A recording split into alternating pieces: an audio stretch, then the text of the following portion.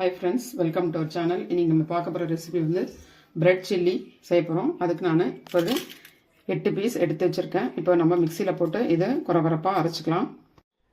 பாருங்கள், இதுமாரி அரைச்சிட்டு வந்தாச்சு. இப்போ நம்ம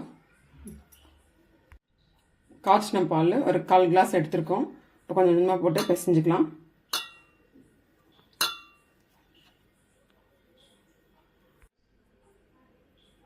கொஞ்சம் கொஞ்சமாக போட்டு நம்ம பிசைஞ்சிக்கலாம்.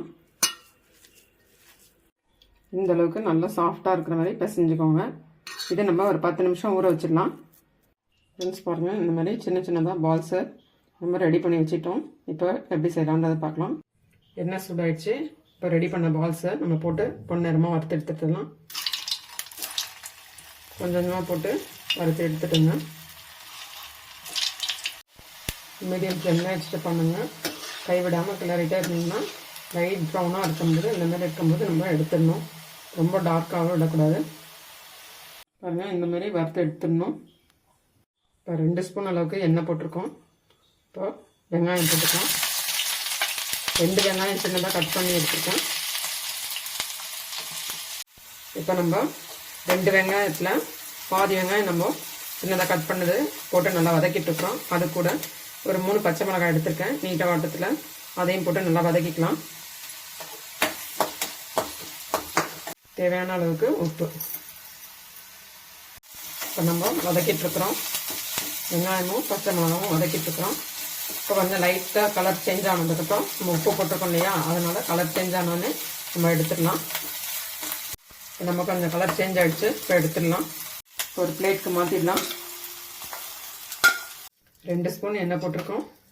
இப்போ இஞ்சி பூண்டு பேஸ்ட்டு 2 ஸ்பூன் எடுத்துக்கலாம். ரெண்டுமே ஈவனாக இருக்கிற மாதிரி பார்த்துக்கோங்க, இஞ்சியும் பூண்டும்.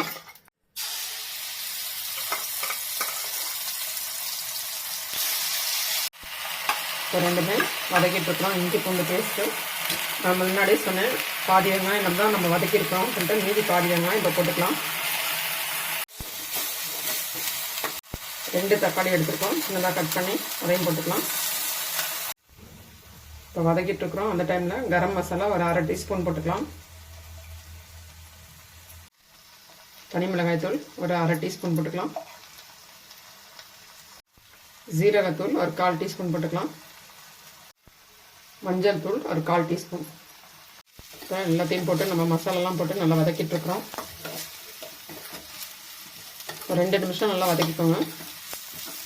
பச்சை வாசனைலாம் போகணும். நல்லா வதக்கியாச்சு. இப்போ நம்ம ஒரு 1/2 கிளாஸ் அளவுக்கு தண்ணி ஊற்றிடலாம். கொஞ்சம் திக்காக கன்சிஸ்டன்சி வரும்போது நம்ம கொஞ்சம் இப்போ ரெடி ஆகிடுச்சுன்னாக்கா இப்போ நம்ம பால்ஸ் போட்டுடலாம். பிரெட் பால்ஸை போட்டுடலாம். இப்போ லாஸ்ட்டாக நம்ம வதக்கி வச்சுருந்த வெங்காயமும் பச்சை மிளகாவும் போட்டுடலாம். ஃப்ரெண்ட்ஸ் பாருங்கள், எல்லாமே ரெடி ஆகிடுச்சு. இப்போ நம்ம லாஸ்ட்டாக கொத்தமல்லியும் புதினாவும் போட்டுடலாம்.